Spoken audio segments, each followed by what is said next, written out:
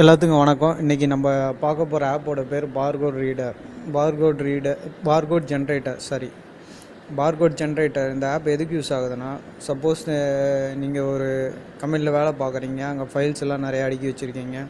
ஒவ்வொரு ஃபைல்ஸுக்கும் ஒவ்வொரு நேம் கொடுக்குறதுக்கு பதிலாக ஒவ்வொரு ஃபைல்ஸுக்கும் அதுக்குரிய நேமுக்கு பதிலாக அதுக்குரிய பார்கோடு கொடுத்துட்டிங்கன்னா உங்கள் செல்லை வச்சே ஸ்கேன் பண்ணி அது அதோடய நேம் கண்டுபிடிச்சிக்கலாம். அதர்வைஸ் நீங்கள் ஒரு ஸ்டோர் வச்சுருக்கிறீங்க, நீங்கள் ஒரு ப்ராடக்டோட ப்ரைஸ் ஃபிக்ஸ் பண்ணுறீங்க, அதை பார்கோட் ஸ்டிக்கர் வைக்கணுன்னா அது இது மூலமாக பண்ணிக்கலாம். நீங்கள் ஒரு செல்லு இருந்தாவே போதும், பார்கோட் ரீடர் டிவைஸ்லாம் தேவையில்லை.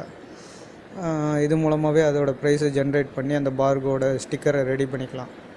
அதர்வைஸ் ஒரு பேப்பரில் கூட அதை பிரிண்ட் அவுட் எடுத்து அப்படியே ஒட்டிக்கிற மாதிரி கூட பண்ணிக்கலாம். சரிங்களா?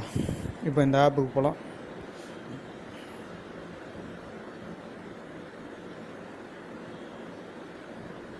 இதான் அந்த ஆப்பு. இதில் குக்கீஸ்னு இருக்குது. குக்கீஸுக்கு பதிலாக நீங்கள் உங்கள் ப்ராடக்ட் நேம் எழுதிக்கலாம். ப்ராடக்ட் நேம் இப்போ உதாரணத்துக்கு நான் என்ன வைக்கலாம், நான் ஃபைல்னுமே வைக்கிறேன். ஃபைல்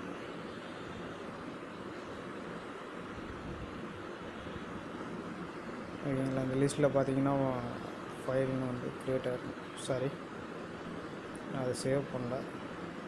சரி, இது ஆல்ரெடி நான் சேவ் பண்ணி வச்சுருக்கேன் பாருங்கள். ஃபைல் நேம் செலக்ட் பண்ணிக்கிறேன். கோட் டைப் நீங்கள் எந்த கோட் டைப் வேணுமோ அதை செலக்ட் பண்ணிக்கோங்க.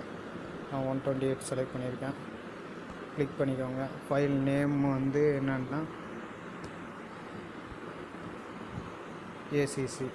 ஏசிசின்னா அக்கௌண்ட்டுன்ற மாதிரி வச்சுருக்கேன். டன்.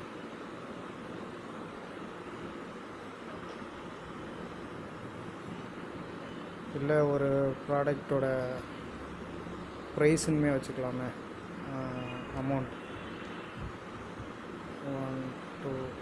1,000 rupees.